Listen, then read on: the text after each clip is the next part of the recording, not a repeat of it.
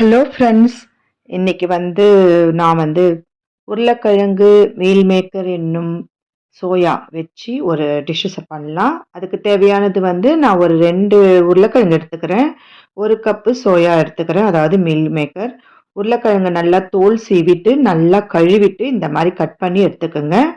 அந்த கட் பண்ணுற அந்த நேரத்தில் இதெல்லாம் கட் பண்ணிட்டு தான் ஒன்று ஒன்றா செய்யணும்னு அவசியம் இல்லைங்க. தண்ணி வச்சு நம்ம கொதிக்க வச்சுட்டு இருக்கணும். சிம்ல வச்சு கொதிக்க வைக்கிற நேரத்துல தான் உருளைக்கிழங்கு அரிஞ்சு நீங்க கட் பண்ணி உருளைக்கிழங்கு வெந்துன்னு இருக்கட்டும். உருளைக்கிழங்கு வெந்துன்னு இருக்கிற நேரத்துல நம்ம அதை எடுத்துட்டு சோயாவை நம்ம போடலாம். இந்தந்த கேப்ல நீங்க வெங்காயம், தக்காளி எல்லாத்தையும் நறுக்கி வச்சுக்குங்க. எல்லாத்தையுமே அரிஞ்சு வச்சுட்டு பொறுமையா உட்காந்து செய்யணும்னா 10 நிமிஷம் வேலை அரை மணி நேரம் ஆகுங்க. 15 நிமிஷத்துல நம்ம எல்லாமே தாளிச்சிடலாம்.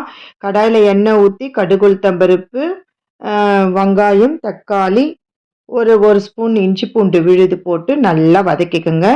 சமையல் செய்யறது ரொம்ப பிடிக்குங்க. அதை நம்ம செஞ்சுட்டு அதை விரும்பி பாராட்டி சாப்பிட சொல்ல நம்மளுக்கு அது மனசு அவ்வளோ சந்தோஷமா இருக்கும். மஞ்சள் தூள் 1/2 ஸ்பூன், வெறும் மிளகாத்தூள் 1/2 ஸ்பூன், குழம்பு மிளகாத்தூள் 1/2 ஸ்பூன், உப்பு, அதுக்கப்புறம் கொஞ்சம் சோம்புத்தூள் ஒரு 1/2 ஸ்பூன், தனியாத்தூள் ஒரு 1/2 ஸ்பூன். இதெல்லாம் உங்களுக்கு காரம் எவ்வளோ தேவையோ அந்த அளவுக்கு நீங்க போட்டுக்கோங்க.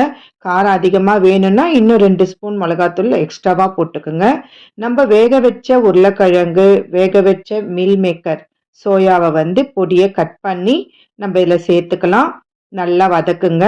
மீல் மேக்கர் நல்லா அலசுங்க. நல்லா தண்ணி ஊற்றி ஒரு 2-3 தடவை தண்ணி ஊற்றி நல்லா அலசுங்க. இப்பெல்லாம் குழாவை திறந்தாலே தண்ணி வந்துடுது. அந்த காலத்துல மாதிரி தண்ணி அடிச்சாங்க நம்ம செலவு பண்றோம். தேவையான அளவு 1/2 கிளாஸ் தண்ணி ஊத்திக்குங்க. தட்டு போட்டு மூடிடலாம். ஏன்னா இப்ப வர காய்கறிகள்லாம் நிறைய மணல்லாம் நிறைய இருக்குதுங்க. நல்லா அலசி செய்யணும். இப்ப மூடியை திறந்துட்டு நம்ம ஒரு 3 ஸ்பூனு தயிர் போட்டு நல்லா இதில் கலந்து விடுங்க.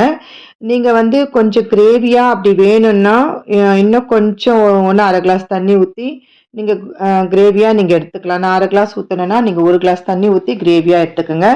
இல்லை எனக்கு நல்லா டீப் ஃப்ரையாக வேணும் அப்படின்னு நினச்சிங்கன்னா இந்த மாதிரி கொத்தமல்லி போட்டு இறக்கிக்கலாம்.